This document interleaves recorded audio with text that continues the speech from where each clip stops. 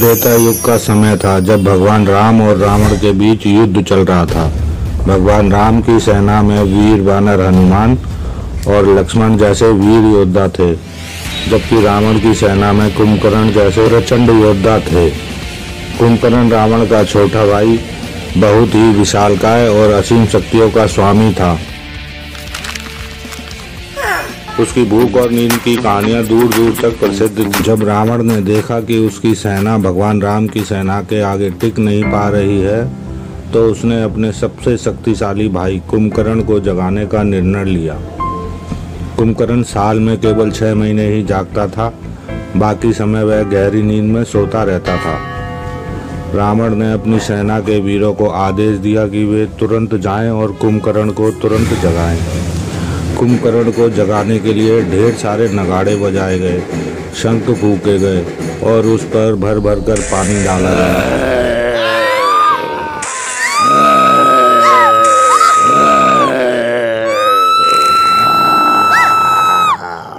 जैसे ही कुंभकर्ण जागा, उसने जोरदार अंगड़ाई ली और उसकी भूख और गुस्से से धरती हिलने लगी।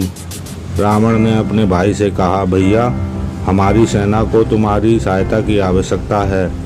भगवान राम के साथ युद्ध में हमें तुम्हारे अपार बल की जरूरत पड़ेगी।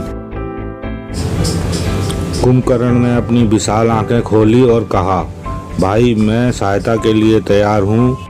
मैं सदा तुम्हारे साथ हूँ। मुझे केवल भोजन चाहिए, क्योंकि मैं बहुत भूखा हूँ।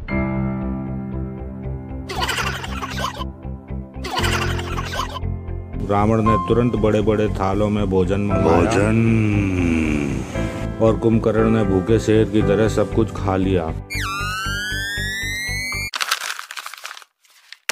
इसके बाद वह युद्ध के मैदान की ओर चल पड़ा।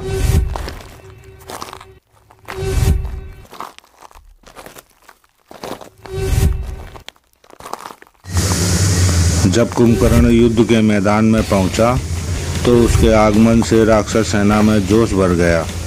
वह अपनी गदा उठाकर भगवान राम की सेना पर आक्रमण करने लगा। उसके एक एक चोट से वानर सेना में भगदड़ मच गई। हनुमान जी, जो भगवान राम के परम भक्त और उनकी सेना के प्रमुख योद्धा थे, उन्होंने देखा कि कुंभकर्ण उनकी सेना के लिए एक बड़ा खतरा है। उन्होंने निश्चय किया कि उन्हें कुंभकर्ण से मुकाबला करना होगा। हनुमान जी ने अपने शरीर का आकार बढ़ाया और कुंभकर्ण के सामने जाकर खड़े हो गए।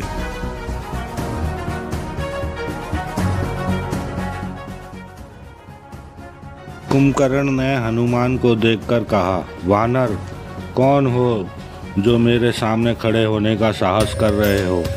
हनुमान जी ने गर्जना करते हुए उत्तर दिया, मैं रामदूत हनुमान हूँ और धर्म की रक्षा के लिए तुम्हें रोकने आया हूँ।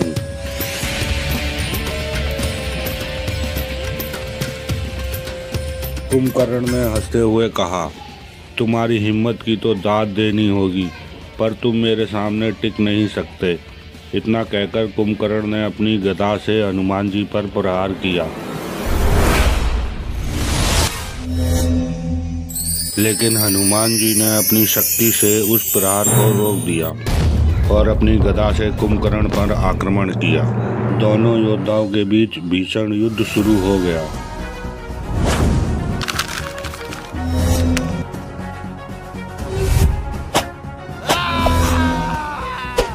यह सब कुछ दूर खड़ा होकर रावण देख रहा था, जो बहुत क्रोधित हो गया।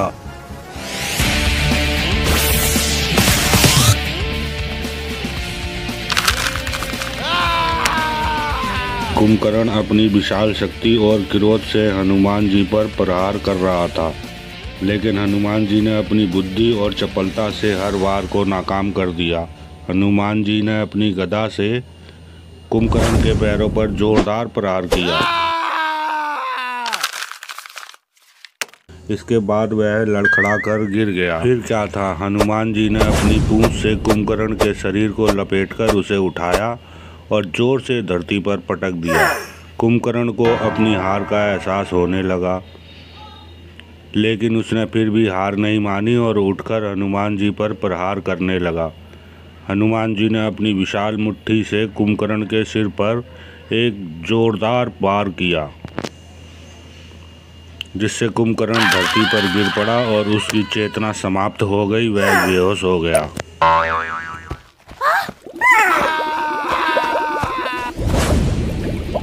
कुंभकर्ण की हार देखकर राक्षस सेना में हाहाकार मच गया। वे समझ गए भगवान राम की सेना से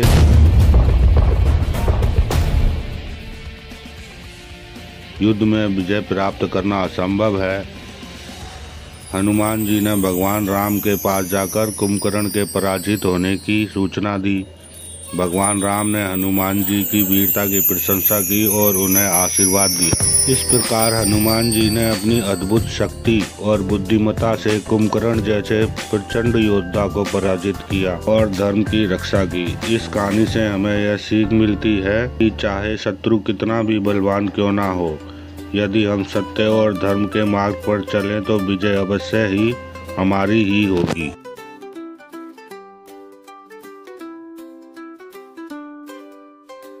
चलो चलो राम के धाम, उसकी आराधना में जीवन सारा निकाले हम।